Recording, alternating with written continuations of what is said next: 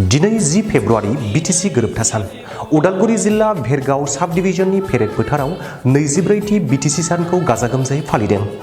बर' हारिनि गेजेराव नैथि गोरोबथा बीटीसी गोरोबथाया थांनाय 2003 मायथाइनि 10 फेब्रुवारि खालारखालि भारत संबिजिरनि 6थि फारिलाइनि एबा 6th शिड्यूलनि सिङाव गावनो सोरखार खुंनो हानाय बादियै मोनसे हायुङारि गौथुम जाय आसामनि सिङाव दाजादोंमोन। उदालगुरि जिल्ला भेरगाव सब डिविजननि सिङाव थानाय गासै मोनबा ब्लकनि रायजो राजाफोरनि हेफाजाबाव 24थि बीटीसी सानखौ गाजा गोमजायै फालिदों।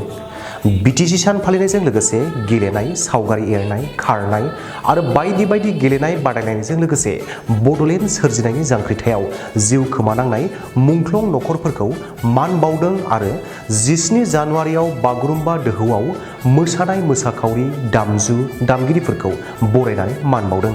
हाबाफारियाव आसाम आयेन आफादनि बुंथिगिरि बिश्वजित दैमारी, आसामनि मन्त्रि चरण बर', एमएलए दुर्गादास बर', एमसिएलए फल थप्प', एमसिएलए दावबायसा बर', इएम लोमस्राव दैमारी, बारग' एमएलए कमलि बसुमतारी आरो भेरगाव ब्लकनि टिसिएलसिसिनि मासिगिरि बिक्रम दैमारीया बाहागो लायो।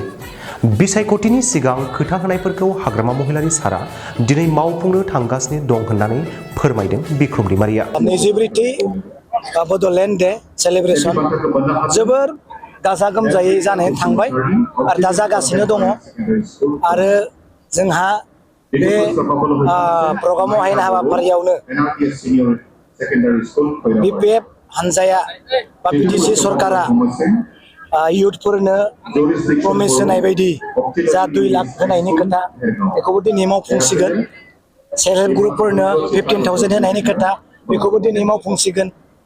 सिनियर सिटिजेनशिप बोराय बुरै बिथांमोननोबो होनायनि खोथा बेखौ दिनै मावफुंसिगोन आरो जोंहा हेन्डिकेप डिसेबिलिटि जायफ्रा बिकलंग बिथांमोननोबो एसे रां अनसुंथाइ होनायनि खोथा दिनै बेखौ मावफुंसिगोन।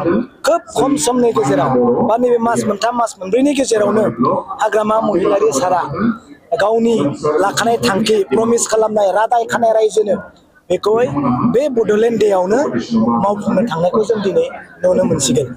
दा बे बड'लेण्ड डेआव जोङो गोसोखांदों जायफोरा बे बीटीसी एकर्डखौ लाबोनो थाखाय गोबां जिउ बाउसोमबाय, गावनि जिउखौ अबथिरा बावनांबाय, न'खरा मुंख्लं जाबाय, बिथांमोनखौबो दिनै बरायनायखौ जों नुनो मोनदों आरो बिथांमोननि सेक्रिफाइसनि गेजेरजोंनो दिनै बीटीसी मोनबाय।